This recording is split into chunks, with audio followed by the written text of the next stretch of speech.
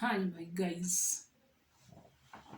How are you? How are you doing? My name is Rose, and I welcome you to my YouTube channel today, guys. Not today. This morning, I think it's. This morning it's 1:21 a.m. And I thank you, my people, for your subscription. I thank you for support, for watching my videos. Please, guys, subscribe. We reached 100 subscribers. While people are talking about 2 million and we are talking about 100. But at the end of the day, Rome was not built in a day, and a long journey started with a step. So we are there. We are making a step. Yeah. And I thank you, my people, for your support. Today, guys, I want to talk about something that most of us we don't put into consideration, and at the end of the day, it comes to affect us. I can say most of us generally we don't think about it as early as possible, but later it comes to affect us without us knowing that we ignored it. And this is for my people who might be thinking of coming to work abroad, or for the people who are working abroad. In most cases, when these kind of opportunities come, or when we think about when we start thinking about going to work abroad or to study abroad or to go out of the country, we do always prepare. We prepare especially our physical appearance, what we will wear, the suitcases and the shoes and eyelashes and makeups and everything. We prepare a lot. And sometimes you find that financially you can even go out and ask people to contribute for you, especially maybe you are going for studies, or you are going for you are going for work and you need this visa, you need ticket, all these are money, you need passport, all these you need financial stability, or you need finances to cater for all these. And maybe you need also some finances for your accommodation. You go as far as asking friends, families, and everyone to contribute for you to go abroad. Fine, it's good, it's well, because you're flying out of the country. And that feeling of you are in the aeroplane and you are now flying out there. Your family is taking you to the airport and the buy and everything. Yeah, it will be emotional to your families. Maybe you have kids and you are leaving them behind. Maybe you have a boyfriend, you have a lover, and you have a husband whom you are attached to. Attachment. You are attached to, and that you are being separated, and now you are going abroad, and all these reactions, all these mixed feelings are there. Everything is in the air, and you're now prepared to go out. Now you are there in the airport, JKIA. You are prepared, everything. Your outfits, how even you're going to start speaking English. English nurses nachosha, hata unataka mtu wa kuongelesha Kijaluo. You start even thinking how you will be eating with those spoon and knife and everything. How do you eat with those forks and spoons and si tunakulanga na mkono, fine. But do you know one thing that we really ignore, and which really comes to affect us when we are out of the country, when we are out away from our families, when we have left our kids back? Do you know what we do fail to prepare? Is our mental part. We do really ignore this part. The mental part, which is very, very important. You prepare everything, then you forget your mental part. You're not prepared. You come to realize, wow, shock on you. Things are out here that you can't even explain. Things are just funny. And this is where you are not prepared mentally.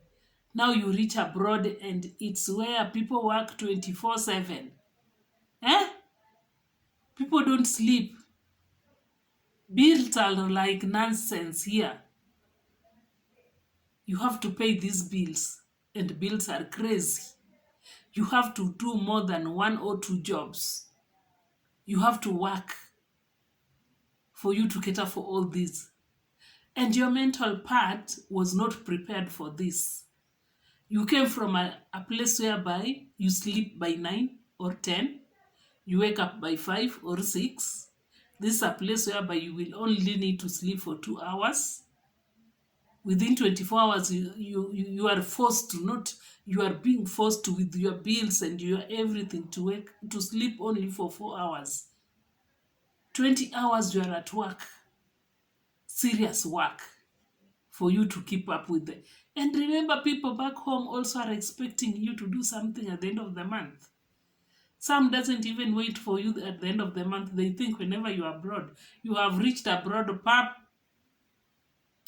you will start getting dollars around your place. When you sit, dollars fall on you. When you stand, you work on dollars. And they expect you to be sending them something. I don't have a watch. I don't have a phone. I don't have a house. And all these things now, they are overwhelming because you are not prepared mentally. I remember my first time coming to work abroad. Wow, wow, wow. Okay, for me in my life, my dear, let me just be frank. There is no any other day that I had ever sat down and start thinking of me going abroad. No. How? In my family, okay, I had some cousins who no, they were not born abroad, but they were born in Kenya, but later they moved abroad. But since there was not that attachment and I was also young, I didn't understand, and it didn't bother me. Okay, it didn't bother me. Coming to my old age, I never thought of working abroad, going to do what abroad. I was born in Kenya, I'm a Kenyan, and that was all for me. So me coming to work abroad, it was such, I was in a shock, not really in a shock, but I was in a confusion mode because I didn't even, let me tell you, my guys, even my passport, they brought it for me like this. I think mine was just a divine connection because God did everything for me. That is what I usually say. In my case, God did everything for me. Reaching abroad, I was not prepared mentally, emotionally. In fact, I was being emotional because of leaving my kids behind and the state which I left them in.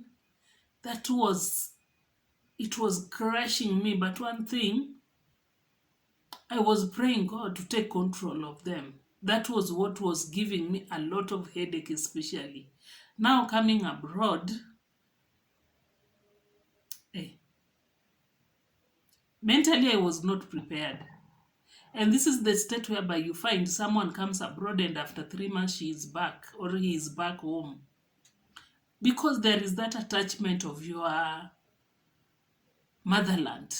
There is that attachment. This is the place you are born. This is where you are been raised up. This is where you have friends. This is the food you know, even if maybe you don't eat some of the foods, like some people don't eat omena, but they know this omena exists.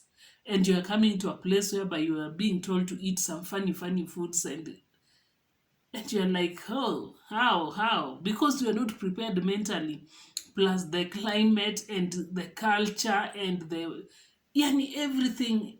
You find that you're like alone in the world. You are with the people, but you find everyone is just okay, enjoying, and then you're like, hey, these guys, how did you come in and blend and gel in just freely, and now you are okay with this? And you find that after 3 months, this lady or this gentleman is flying back home. She can't cope up. By the way, abroad is not a bed of roses. It needs you to be fully prepared mentally. If you're planning to come, or to go in any country outside your motherland, my dear, you need to prepare your mental part. It's very, very important because let's not talk about bullying, which is there, cultural, and everything is there, and you are like the English we speak back home and the English they speak out here, maybe in some countries, the pronunciations are not the same. And whenever you speak about something, they will be like, eh?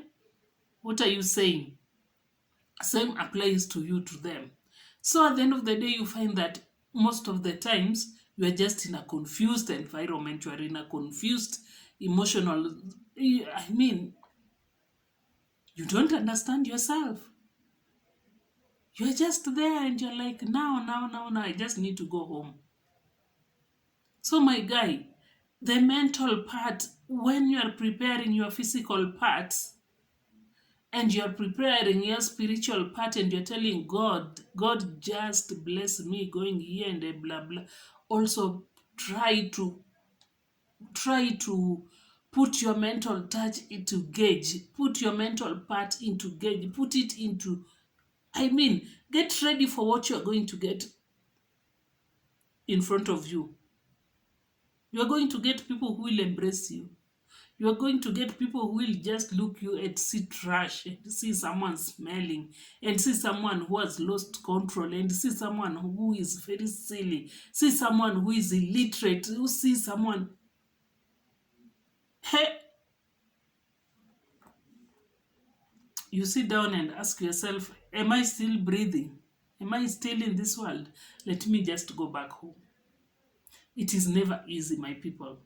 Staying abroad, if you're not mentally prepared, this is where we go wrong. This is where we prepare everything, but we ignore the mental part.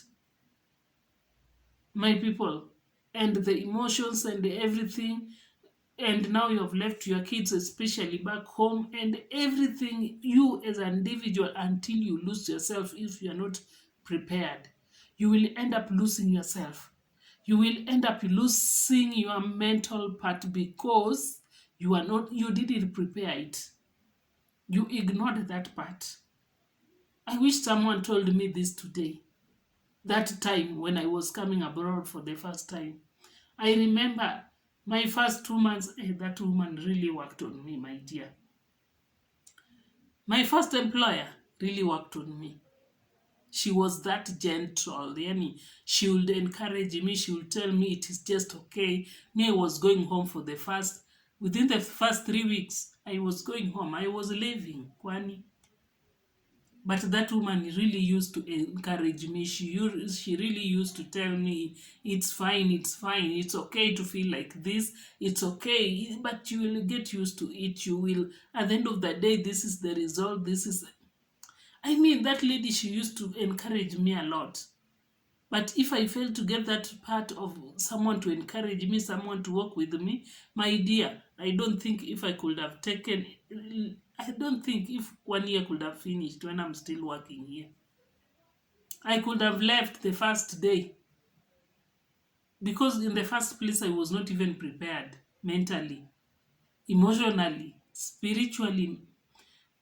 Spiritually, God took me in His arms and walked with me. And I think that is why everything worked for me. Otherwise, with my own might, la la la la la. Because up to date, it's still a struggle. It's day after day, it's a struggle. I do live one day at a time. Day after day, I find it's a struggle with me to live abroad, especially to leave my kids back home. But I'm praying God one day things will work out for me and I just have a way of staying with my kids. That is always my prayer. So, my guy, if you're trying or you are planning or you have that vision or you have that dream of working abroad or away from your kids, away from your family, away from your mother, away from everyone you love around, prepare your mental part. Never neglect your mental part.